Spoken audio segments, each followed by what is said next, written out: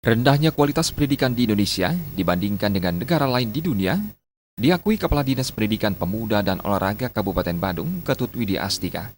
Widi Astika mengakui pihaknya sangat miris saat mendengarnya. Namun hal ini harus menjadi cambuk untuk memperbaiki kualitas pendidikan. Kendala utama dari rendahnya kualitas pendidikan adalah budaya nyontek yang tampaknya telah mendarah daging. Eh, Kendalanya budaya barangkali.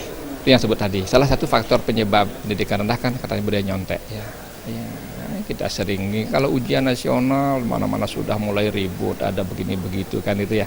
Jadi kita harus jujur, berintegritas, kita lakukan kegiatan-kegiatan pendidikan dengan jujur lah, dengan suportif. Kalau kita kurang kita benahi lagi. Jadi hal-hal yang mendasar budaya yang negatif-negatif itu ketidakjujuran dalam proses pendidikan harus kita kikis. Meski mengakui kualitas pendidikan masih rendah, Widi Astika menyatakan tidak sepenuhnya benar karena tidak sedikit generasi muda Indonesia meraih prestasi tingkat internasional. Meski demikian, kualitas pendidikan Indonesia memang perlu diperbaiki dan ditingkatkan.